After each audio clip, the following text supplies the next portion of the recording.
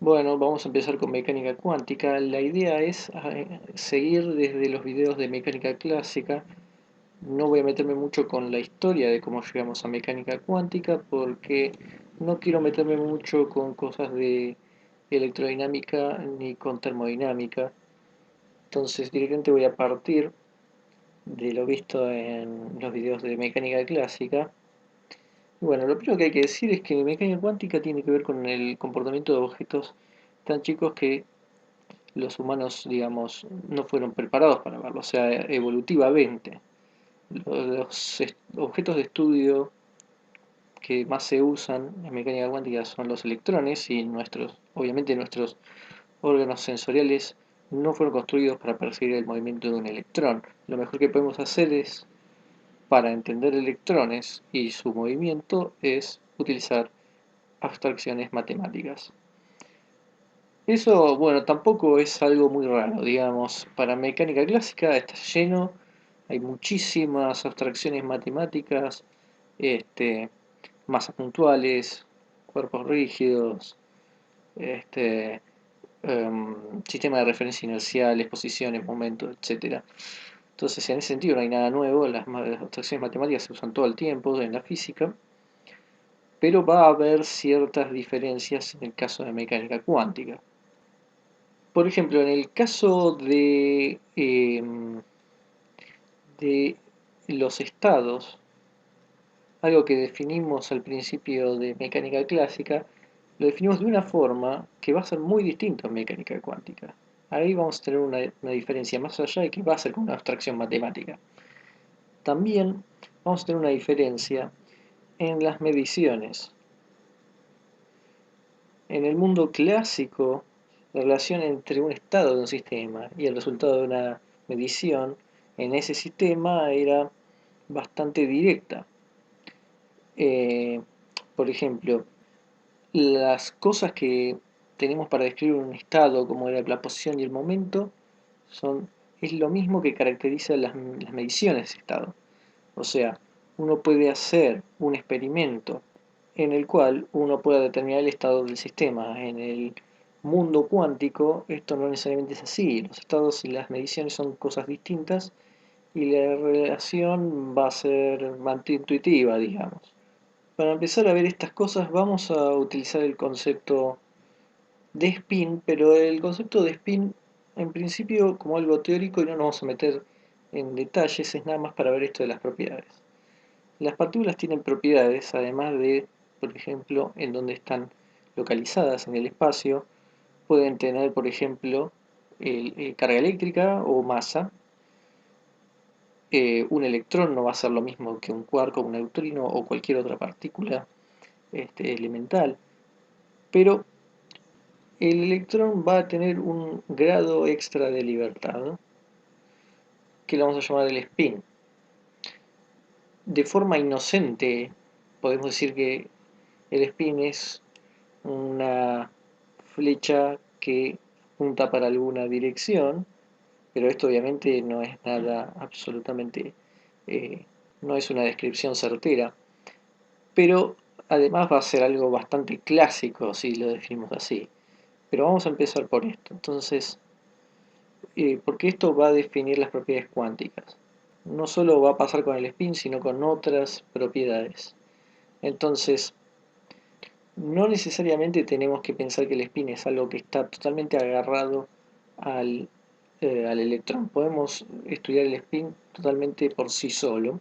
Entonces, un spin cuántico, digamos, que está isolado, que está solo, es un ejemplo de una clase más general de sistemas simples que los vamos a llamar por ahora qubits, qubits en el sentido de quantum bits, pero esto es nada más otra forma de generalizar y aplicar la, digamos, lógica cuántica a sistemas sencillos.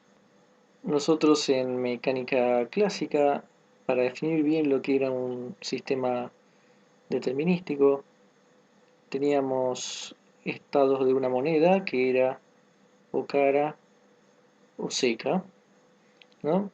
Entonces era un sistema de dos estados, eh, o de un bit en este caso, Entonces tenemos el estado H, estado T, estado cara, estado seca. Y entonces, más formalmente podemos cimentar un grado de libertad llamado sigma, que puede tomar dos valores, o toma más uno o toma menos uno. Entonces, vamos a decir que el estado H es el estado sigma igual a más uno y el estado T sea el estado igual sigma igual a menos uno. Básicamente, eso es todo lo que hay en el espacio de estados. O estás en el estado más uno o estás en el estado menos uno. No hay nada en el medio. También en mecánica clásica habíamos visto las leyes de evolución, las más simples, para decirnos cómo se va actualizando el estado de instante a instante. Por ejemplo, la ley más simple es simplemente que no pase nada, y en ese caso lo podíamos describir como que en el instante n más 1 no tenemos como una serie de tiempos discretos en este caso, pero si fueran continuos tampoco hay que cambiar tanto, pero esta es la ley más sencilla donde el tiempo siguiente es igual al anterior, no cambia nada. Ahora, hay algo que no dijimos en la parte de mecánica clásica, que es que también en todo esto hay un aparato que yo voy a llamar A, que hace las mediciones y tiene los resultados de las medidas o de las mediciones. Entonces, en el caso de un sistema de dos estados, lo que tenemos es que el aparato interactúa con el sistema, por ejemplo el spin, y entonces nos da un valor de sigma. Entonces, uno puede pensar el aparato como una caja que tiene como, digamos, una ventana y que en esa ventana te muestra el resultado de la medición. Entonces, también si la medición va a depender de la orientación del aparato, tenemos que tener algo que oriente el aparato, por ejemplo, una flecha afuera que marque cuál es el para arriba, entre comillas, del aparato, nada más para tener una orientación, porque si nuestro aparato va a medir algo que depende de la orientación, es importante saber la orientación que sea siempre la misma del aparato, entonces simplemente va a tener una flecha, supongamos hacia arriba, acá la puse, pues tengo aquí al lado, y bueno, uno entonces puede pensar que esta flecha está apuntando en el eje Z, por ejemplo. Entonces, en principio uno no tiene idea si lo que va a medir va a ser más uno o menos uno. Entonces, nosotros queremos hacer un experimento para ver cuál es el valor de sigma. Entonces, antes de hacer el experimento tenemos la ventana totalmente en blanco. Después de que hace una medición en, en la pantalla o en la ventana va a aparecer un más uno o menos uno. Entonces, orientado hacia Z nos dio el estado más uno. Y uno lo que supone, si por ejemplo siguiera esta ley, si uno vuelve a hacer la misma medición con el aparato en el eje Z, siempre va a tener que dar más uno. Lo mismo si hubiera dado menos uno. Si siempre hubiera dado menos uno, si sigue la ley, cada vez que haga el mismo experimento me va a tener que dar menos uno. Lo que se dice también es que la primera interacción de A, del aparato A, prepara el sistema en uno de los dos estados, o sea, la primera vez me diste un más uno, y después los experimentos siguientes lo que hacen es confirmar ese estado. Hasta ahí no hay diferencia entre física clásica y cuántica. Es lo mismo, no dijimos nada raro. Bueno, vamos a hacer otro experimento, que es hacer lo mismo, pero tenemos este, el aparato dado vuelta, al revés, exactamente en el eje Z, pero ahora digamos en los negativos. Cuando hacemos eso otra vez, o sea, al principio supongamos que no teníamos, supongamos que sacamos más uno, entonces al hacerlo con ahora apuntando en Z negativos, nos va a aparecer un menos uno. Y si había empezado en -1, después aparece un +1. De esto podemos concluir que sigma es un grado de libertad que está asociado con con un sentido de dirección en el espacio. Una simple explicación para esto podría ser que el aparato mide la componente del vector sobre algún eje, ¿no?, que lo da también el aparato. Bueno, la pregunta sería si esto va a ser correcto para todas las posibles configuraciones. Entonces, si nosotros deducimos de acá que el spin es un vector y que tal vez yo no sé para dónde está orientando ese vector, pero el aparato me está diciendo que en este sentido va a valer +1 y en este sentido va a valer -1, bueno, entonces tendríamos que asociarlo con las tres componentes posibles del vector, es decir, sigma z, sigma y sigma x. Y hasta ahora estuvimos midiendo en sigma z, podemos decir. Bueno, ahora entonces, ¿qué pasa si lo rotamos 90 grados? Si lo rotamos 90 grados y hacemos el experimento.